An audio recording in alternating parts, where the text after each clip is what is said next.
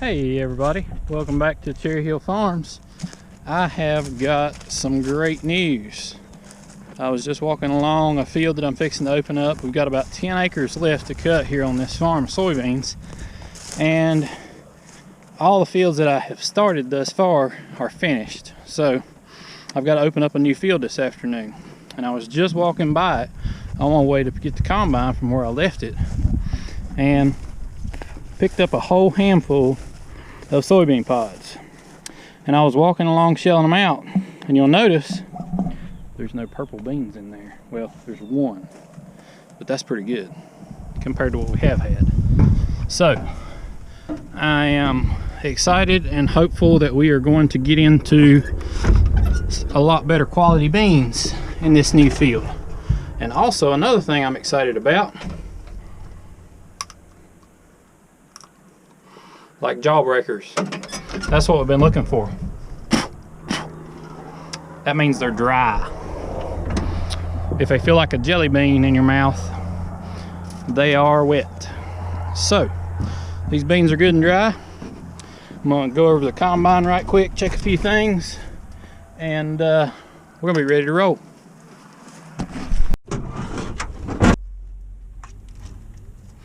Oh my. That's gonna need some attention.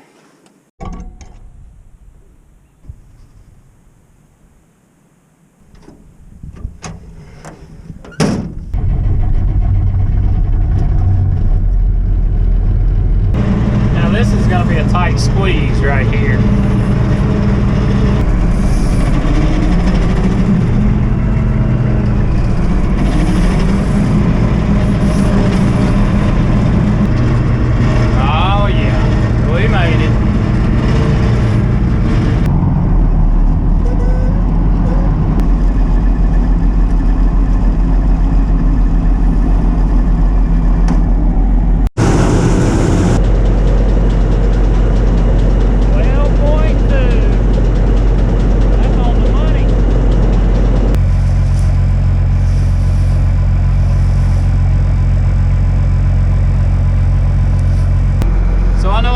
Explain the inner workings of a combine to you yet on this channel anyway, but bear with me, I'm gonna get there.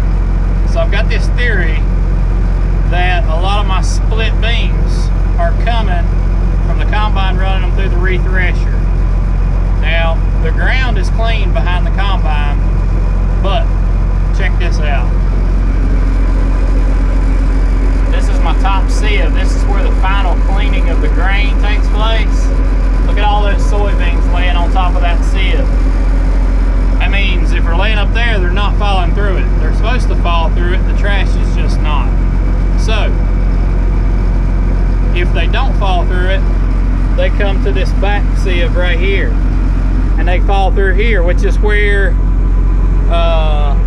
full pods are supposed to fall through if they don't get threshed by the front of the machine. And then they go out the side. They get augered up this and they get re-threshed. This is like a mini cylinder, a miniature version of what's in front of the machine. It's meant to handle stuff like this. If it goes through the front of the machine and does not get threshed out of the pod, then it will go through the re-thresher and try to salvage grain basically. And I think since that sieve's not opened up enough in the front, that it's sending beans like this through the re-thresher, and that is known for cracking beans. I can't slow my cylinder down anymore without it slipping, so I've had a few people comment to me in here that I should slow my cylinder down. I appreciate the advice. I need all of it I can get, but I've got my cylinder running just as slow as I can without plugging the machine up. And the concaves are open to the point that I feel like I'm already sending a few pods through, so I don't really want to open the concaves up anymore, and I'm still getting split beans. So I'm hoping that maybe this is the culprit. So far my beans have been really clean at the elevator. I've not got docked for trash in my beans at all. but I have gotten docked substantially on this last load for damage. And damage includes splits, and it also includes purple beans, but I think primarily on this last load was the splits they were hammering me on. So I'm gonna open this sieve up to the point that the beans will just roll through it. I'm gonna show you that, and we're gonna see if we can get some beans cut.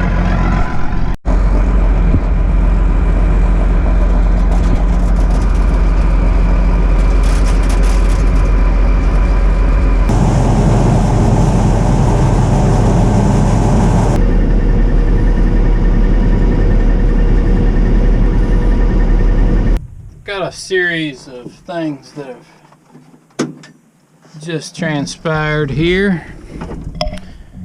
First of all, a lot of people probably wouldn't show this on YouTube, but this is backside of our farm, just pretty secluded, and it's the furthest away from the road that you can get, the furthest away from traffic on the farm that you can get.